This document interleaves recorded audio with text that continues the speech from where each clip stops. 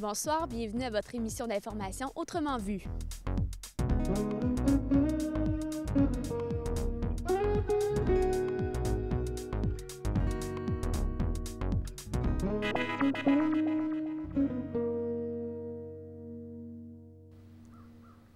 On a tous un jour entendu une histoire de fantôme ou d'esprit de notre coin de pays. Tout le monde connaît une histoire de maison hantée. À Sainte-Clotilde, c'est une petite église abandonnée qui a inspiré les auteurs du livre Agrippa.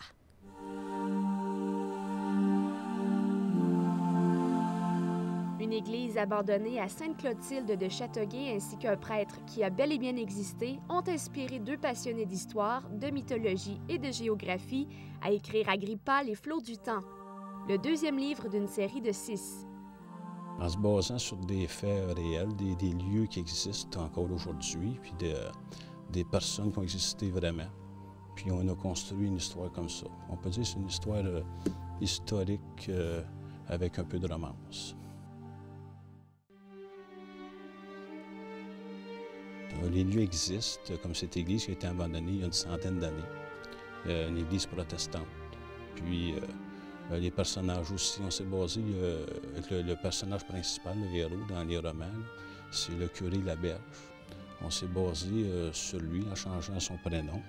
Ce gars-là, il a été curé à Sainte-Clotilde pas longtemps, peut-être 1 an et demi, je pense, mais c'était quelqu'un qui avait beaucoup de caractère. Puis, qui a fait beaucoup de voyages, qui était assez spécial pour l'époque, dans les années 20, qui a été à Jérusalem, à Pompéi, les pyramides d'Égypte.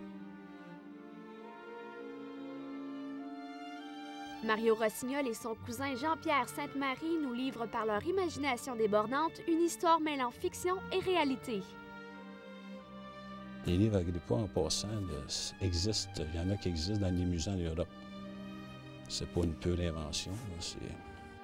C'est un alchimiste du 16e siècle, Henri Corneille Agrippa, qui faisait des recueils de toutes sortes de choses pour commencer dans la nature, les choses naturelles, magie blanche, ensuite magie rouge, magie noire, et qui a fait écrire des livres là-dessus.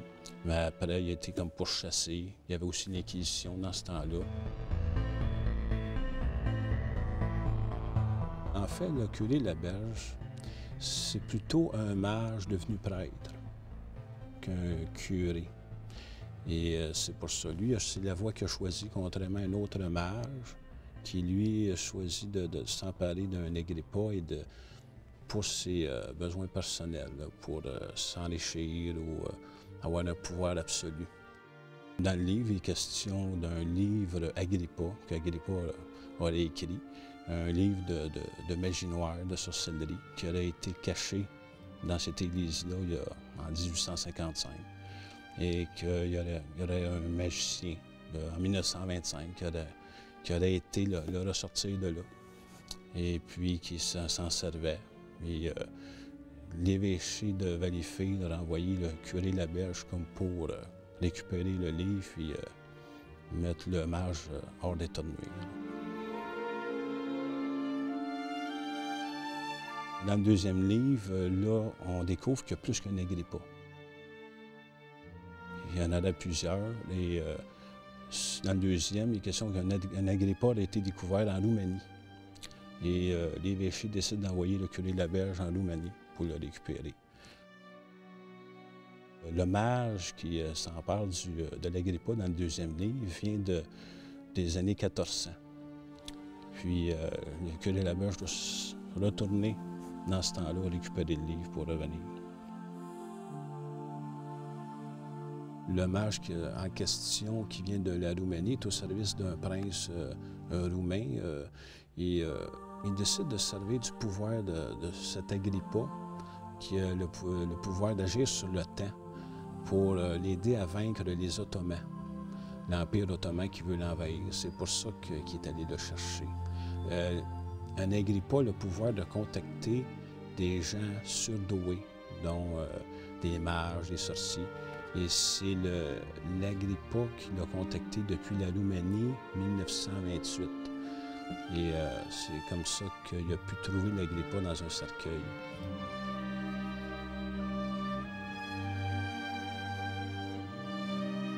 Et ensuite, il se sert de ce livre pour gagner quelques batailles contre les Ottomans.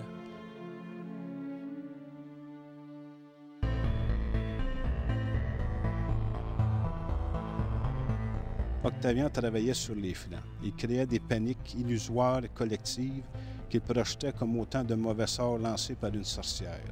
Sa tête lui faisait mal, mais il ne relâchait pas ses efforts. Catapultant au loin malheur et visions d'horreur avec une fureur de vengeance insatiable. On infiltre notre intrigue Agrippa avec nos personnages dans l'histoire. On se sert de ça, mais on ne modifie jamais les faits historiques. Les chevauchèrent pour contourner les lignes arrière de leur propre armée et passèrent du même coup derrière les chevaliers du roi Ladislas qui entouraient déjà le sultan Murad II. Ils s'approchèrent du pied de la colline boisée. Même si le jour était déclinant, Togan pouvait très bien voir l'homme appuyé contre le gros arbre. Il avait reconnu le mage Valak qu'une vieille connaissance. « Archer, tu vois cet homme là-haut? Tu dois l'abattre tout de suite. »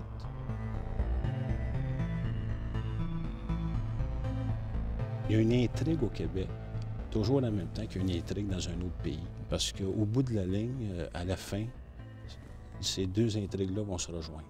L'intrigue au Québec, puis dans les pays d'Europe. Dans le deuxième, il est question de Saint-Rémy, de Napierville. Puis comme dans le premier, il est question de Sainte-Clotilde. Fait que c'est comme si on fait une chose parallèle comme ça. On parle des paroisses de notre région, l'extrême sud de Montréal, avec les pays de l'Est, les pays d'Europe.